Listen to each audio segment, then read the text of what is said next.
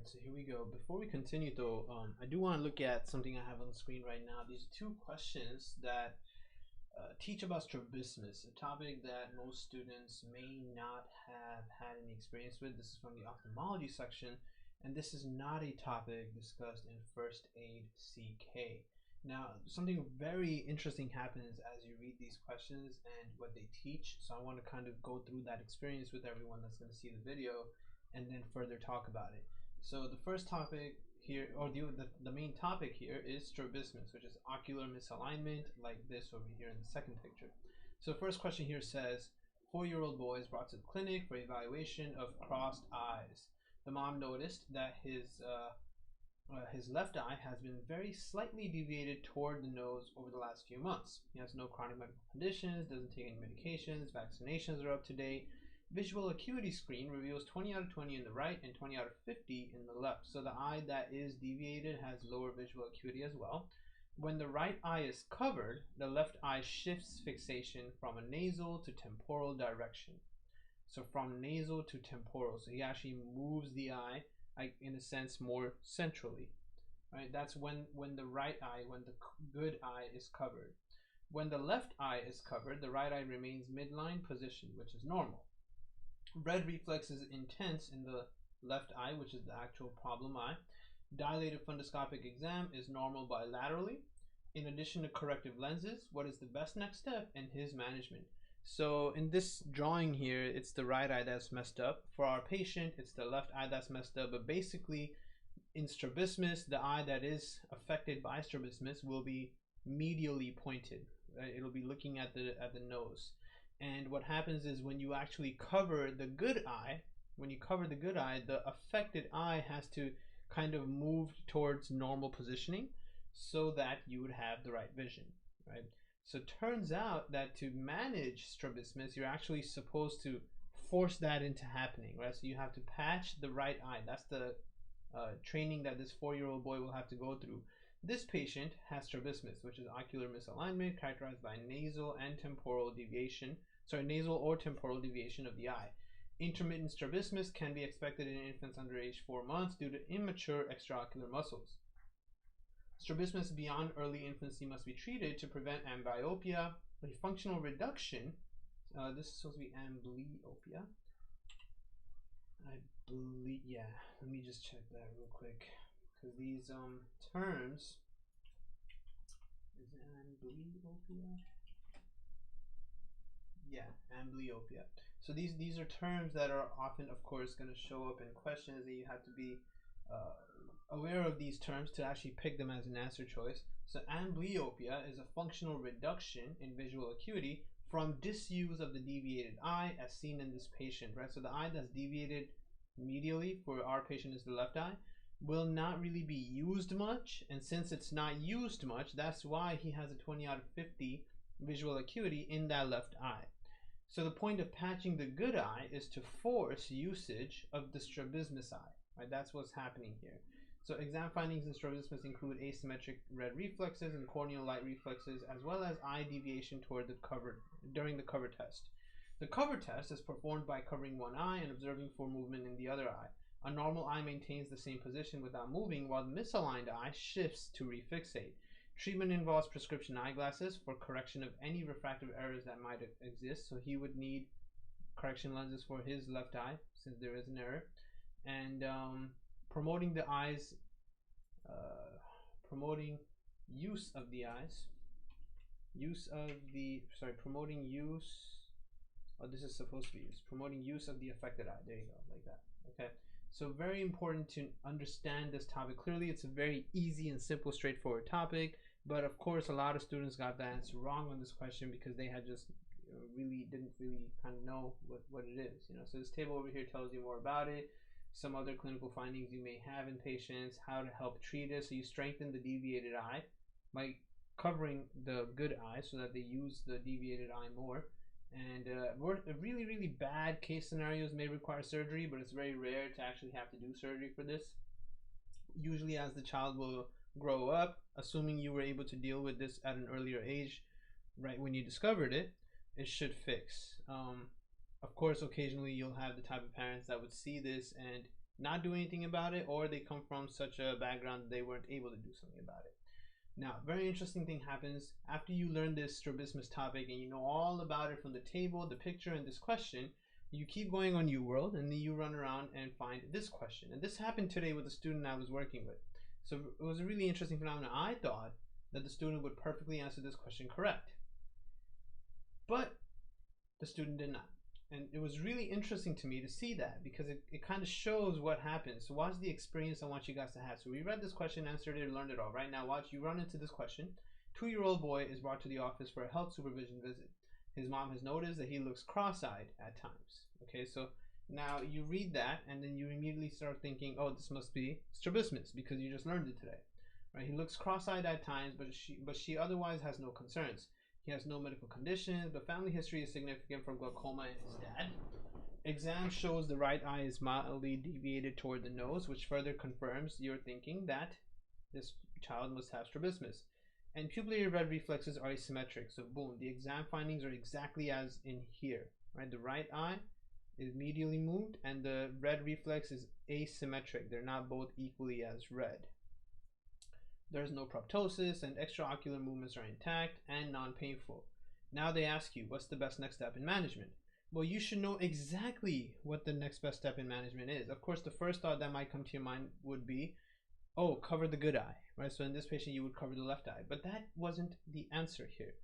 They didn't have that as an answer choice. Here, the correct answer was do a dilated fundoscopic exam, which was literally taught, as I've told to you guys many times before, that questions, any practice question you do, whether it's UWorld, AMBOSS, or whatever, and whether you're doing step 1 or CK prep, practice questions teach you a lot of things. They teach you management as well, things that are being ordered in terms of tests and physical exams that are being done.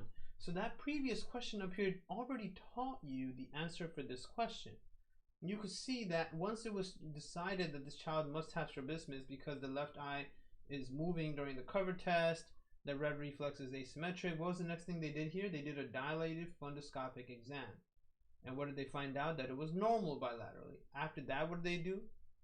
Find corrective lenses as necessary. After that, what did they do? They started doing patching of the good eye in terms of management, right? Because there's not like you do medication or something here. So that was, you know, there were a couple things taught in this first more complete case scenario where they teach you a lot more things. This question is just taking you to the beginning. So one of the first few things you do is do a dilated fundoscopic exam. A dilated fundoscopic exam is very critical to make sure you can actually see that it is just strabismus and nothing else you need to worry about.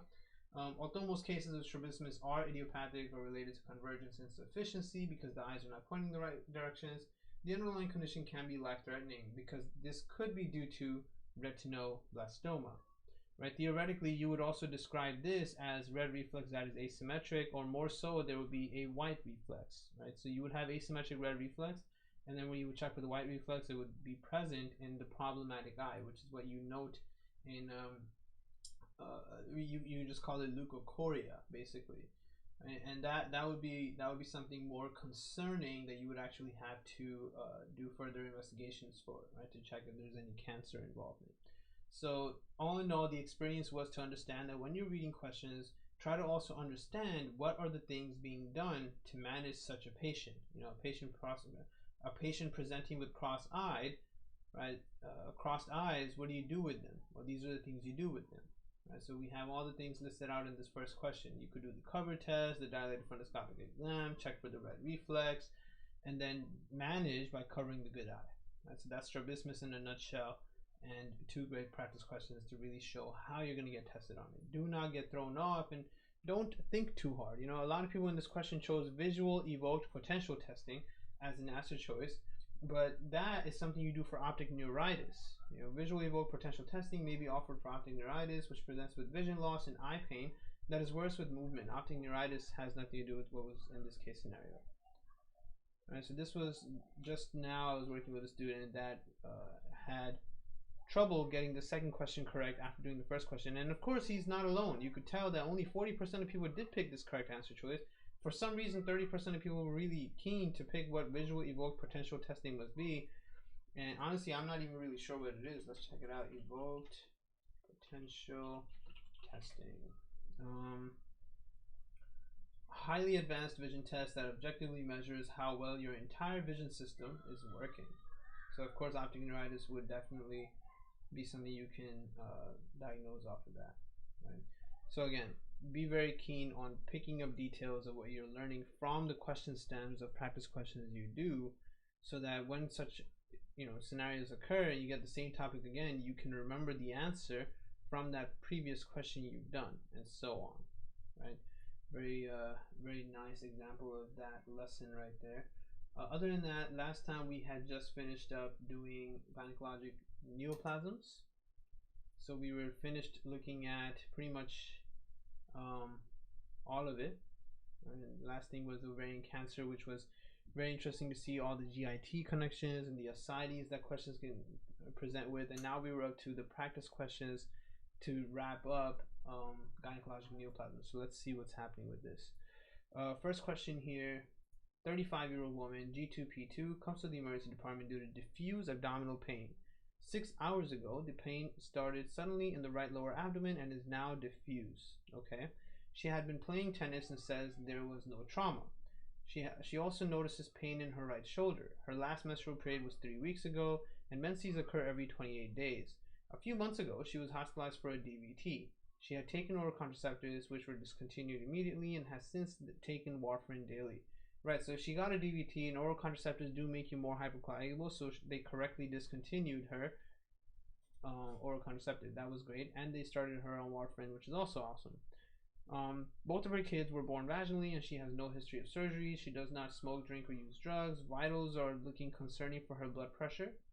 Right, blood pressure is very low, pulse is high. That's almost like being in shock, essentially.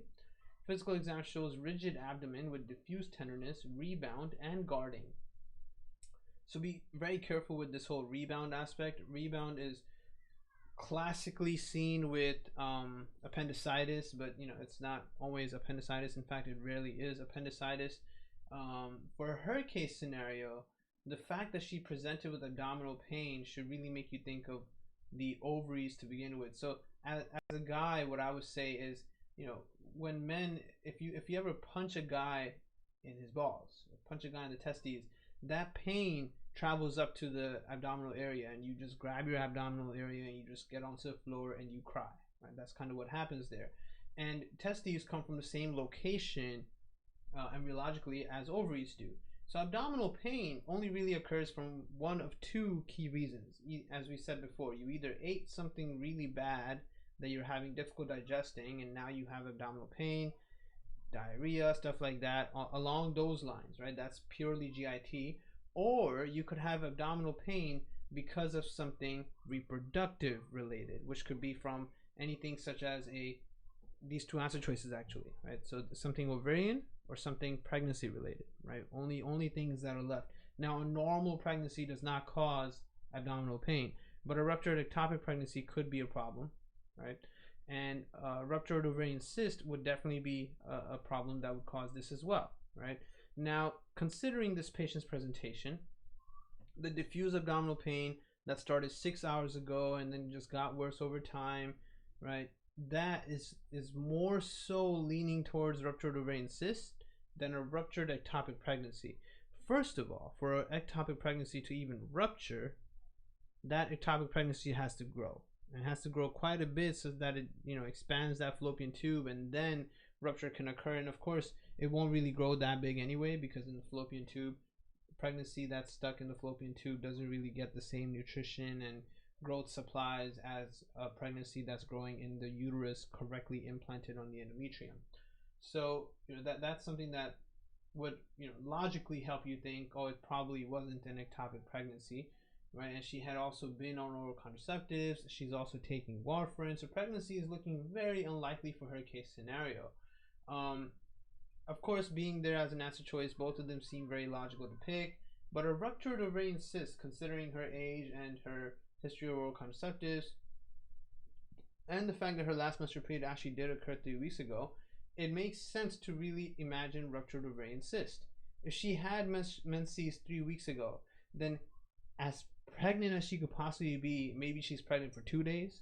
A 2-day-old ectopic pregnancy is not going to rupture, right? Maximally, she may be pregnant for a week, and that's still not big enough to rupture, but that's also very unlikely.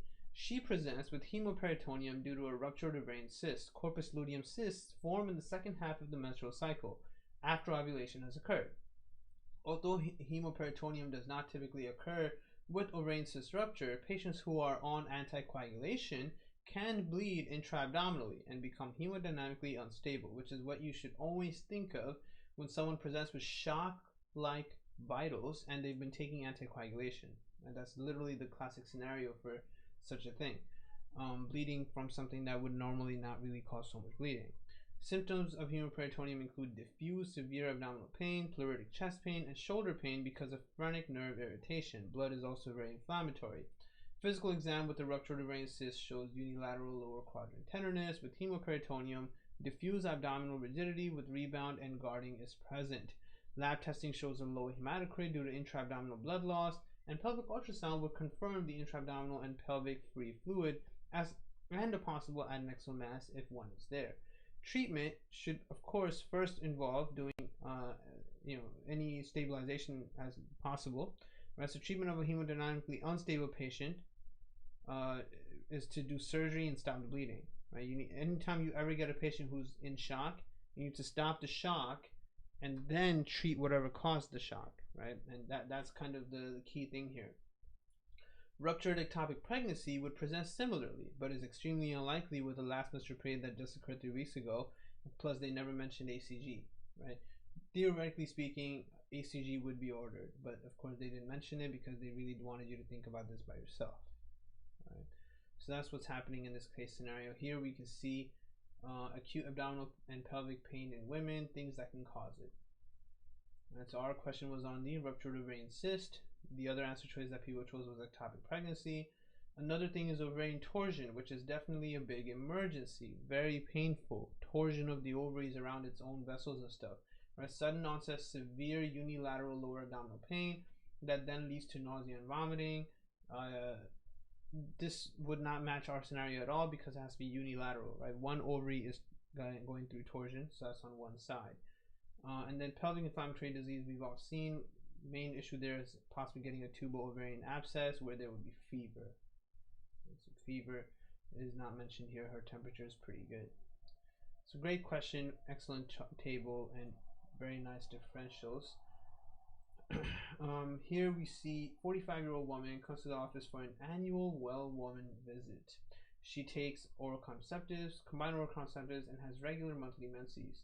She has no chronic medical conditions and has had no prior surgeries. She had 2 term vaginal deliveries in her 30s, and her last pap smear with HPV co-testing was normal 5 years ago. So it is actually time to do another one for her now. She does not smoke, drink, or use drugs. Her last menstrual period started 2 days ago. Vitals are looking good. BMI is fine. Right pelvic exam shows a multiparous cervix without lesions, which is great. Pap testing reveals benign appearing endometrial cells and no intraepithelial lesions. What's the next best step in her management? Routine pap testing, which is exactly what I said as I was reading the question, right? It was last done 5 years ago, so it's time to do it again. She has benign appearing everything, and everything is fine. Pap test reporting varies by age. In women under age 45, endometrial cells are not reported on a pap test results because this is a common benign finding, particularly during the first 10 days of menses, which is exactly what's happening with her.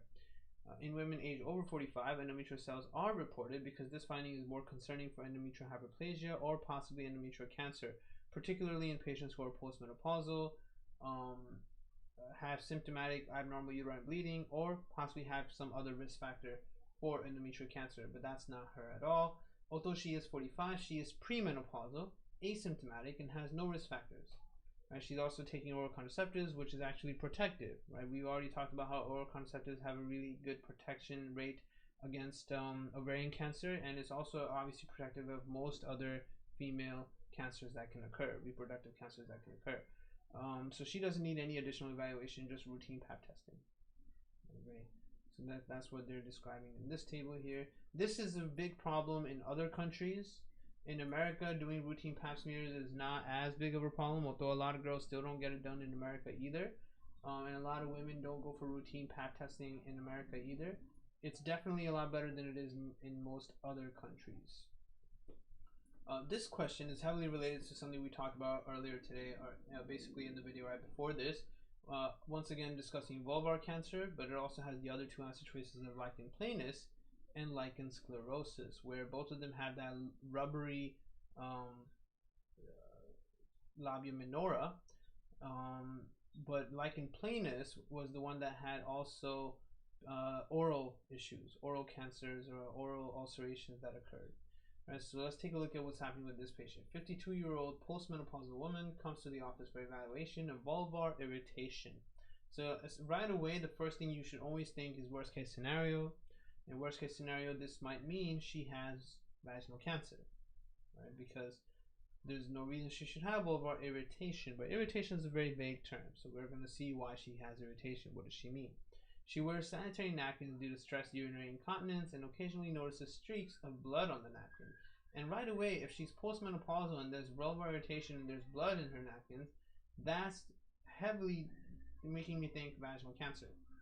She is sexually active and has had some pain with sexual intercourse. She underwent a hysterectomy and bilateral subpingual oophorectomy at age 48 for adenomyosis. Okay, so now she doesn't even have any of those things, right? She doesn't have an ovary, fallopian tube, or uterus anymore. She has had abnormal pap tests previously, but normal colposcopy results. She currently uses a nicotine patch for smoking cessation, so she is a previous smoker. Vitals are normal. Pelvic exam shows multiple vulvar excoriations with surrounding erythema, so that tells you that she's been very itchy there, right? She's been causing excoriations herself from her own nails because of the itchiness. There is an erythematous friable plaque on the left labium majus. On speculum exam, the vagina has no lesions or abnormal discharge.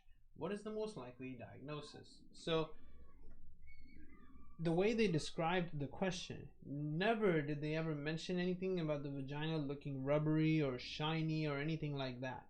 Right? They just said that it's got a erythematous friable plaque on it, but other than that, everything else is fine. I mean, it must be a normal looking vagina rather than a rubbery looking vagina, so you wouldn't pick any lichen anything.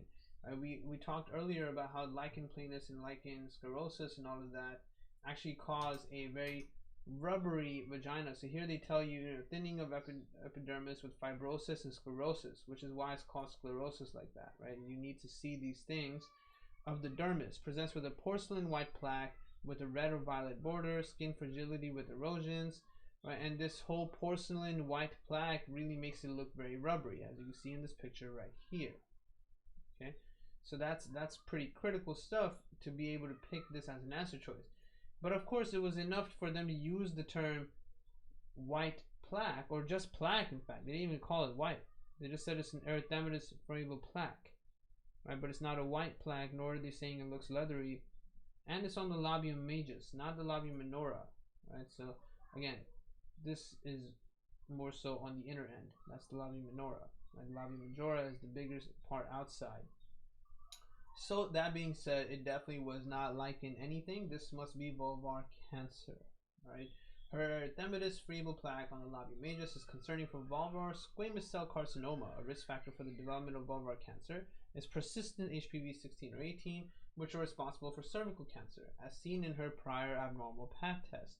While most HPV infections are transient, patients with chronic tobacco or tobacco use or immunodeficiency are less likely to clear the infection, resulting in dysplastic changes. And she was a smoker, right? In fact, even now, she hasn't actually fully stopped smoking. We don't know that, right? She's just trying to quit. That's why she's using nicotine patches, but we don't know if she's successfully stopped smoking entirely. And even when you do stop smoking, effects don't stop for a good 5 to 10 years sometimes, depending on how heavy of a smoker you were before that. Constant dysplastic changes over the vulvar squamous cells can result in a unifocal friable plaque or ulcer, usually on the labia majora, that produces persistent vulvar irritation or pain and itchiness and so on. And of course, that's why you see all the erythema and excoriations. Lichen planus has pruritic purple plaques that are associated with thin white striae around the labia and vulva, right? More specifically the labia minora, which are called Wickham striae, and we're not seeing that here. Lichen sclerosus has multiple white papules that converge into plaques. A single lesion is uncommon. Right, so all in all, though, both of them, you should remember, they have a rubbery vagina, and it's more so affecting the inner labia minora. So that's not what we're seeing with this patient, right? And this isn't itchy. This is not itchy. Right? Patients will not have really bad itchiness. That's not what they're going to present with. This is fibrosed and sclerotic. Right? So there's fragility, but there's no itchiness. They're not going to be complaining of excoriations that are forming because they've been itching there too much. Right? That's not what happens there. So the presentations are definitely possible to confuse, but not very similar at all. Right? Next thing is about a cystic teratoma, one of the various types of ovarian cancers you can get, which is always broken down between benign versus malignant. Here we're seeing a 21-year-old woman comes to the emergency department due to severe right lower quadrant pain. The pain began 3 weeks ago and was initially intermittent and dull. However, over the last 4 hours, the pain has become constant and severe. She is now having nausea and vomiting, but no diarrhea or dysuria. She has no chronic medical conditions and has had no surgeries, regular monthly menses, and her last menstrual period was 2 weeks ago. Okay, so the main thing we're seeing here is that she has pain, right? Right lower quadrant pain, which again, since it's on the right lower quadrant, is often you have to keep in mind the appendicitis aspect. Right, but basically what they're describing is abdominal pain, which we know the two things we're supposed to connect it to. But her pain is so bad that she's even got so much irritation, right, to her peritoneum that there's nausea and vomiting, right? But it's not a GIT issue. It doesn't look like it's a GIT issue. It's not related to something bad she ate. They go on to say vitals are fine. Blood pressure looks a little high, 140, right? But her diastolic is 70, so that's normal. BMI is 19, so she's not heavily overweight. Abdominal exam reveals a right lower quadrant tenderness with rebound and guarding, which is really lower, leaning towards appendicitis.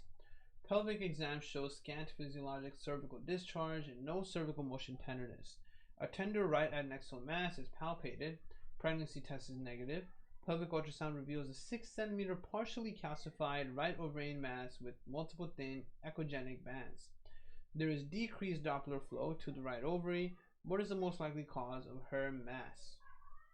Okay, so they found a mass, so there's clearly some kind of ovarian issue, and they described it to you so that you could figure out whether it's supposed to be benign or malignant. Now, it's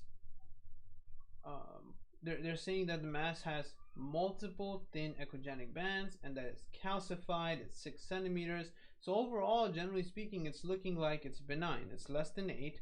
It's calcified. It's not, when we look at it before, the things with the C in it were actually benign. So you can see how cystic and calcified are the ones that are actually benign, whereas if you have ascites and it's solid, right, solid and cystic mixed, then that's more concerning.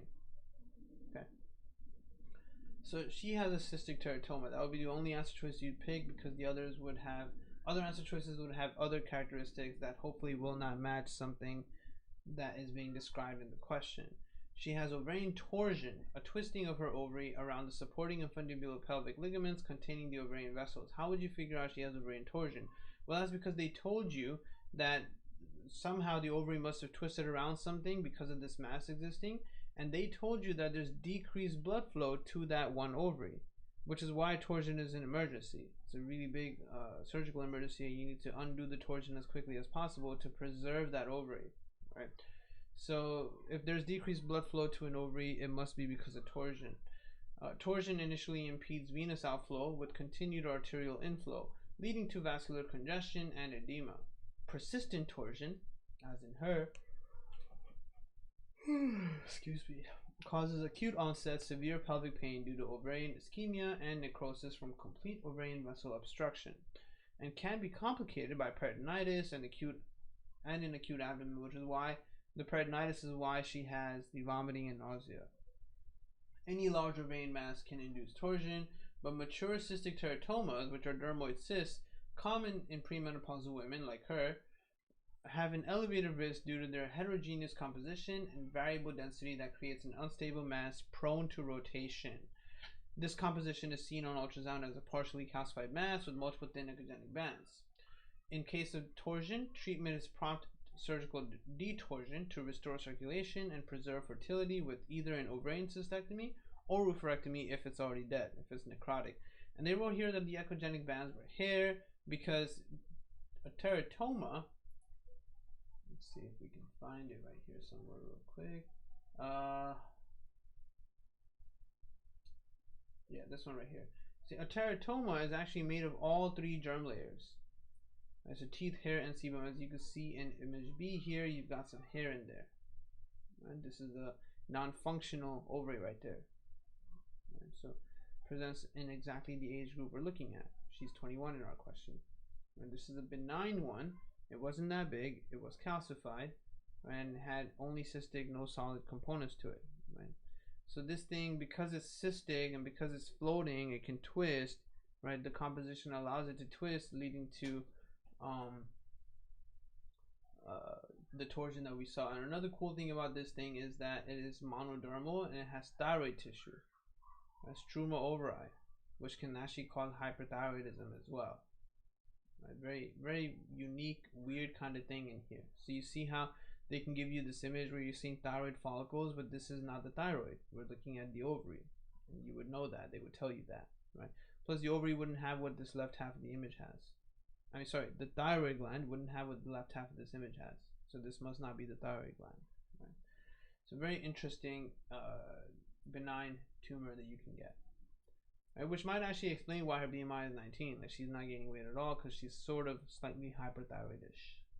All right, so that's a pretty good question. Last one here is regarding the marker, which a lot of people messed up. Right, so 25% of people chose between other wrong answer choices, and 40% chose the correct answer. So we have a 62-year-old nulligravid woman. So that's pretty bad. That's actually bad. Right away, that's bad. Right, she's 62, but she's never been pregnant. So that actually takes away a lot of problems. You have to remember that pregnancy is kind of like being on oral contraceptive for 9 months, which is good for you, right? Pregnancy means that you weren't having rupturing of the ovaries constantly for 9 months. No menstruation for 9 months, possibly even more than that, possibly a year, because it's not like right after delivery you're going to have a menstrual cycle. So a 62-year-old nulligravid woman comes to the office for follow-up after right adnexal enlargement was found on routine pelvic exam 2 weeks ago. So she's presenting with a risk factor for ovarian cancer, and then a right adnexal mass, which tells you it's probably ovarian cancer. Pelvic ultrasound reveals a 5 centimeter right ovarian cyst. Okay. Menopause occurred at age 52. Typical. She has never had any surgeries. There's no family history of ovarian or breast cancer. Her most recent mammogram 2 months ago showed no abnormalities. What is the most appropriate initial course of action for her? Okay, so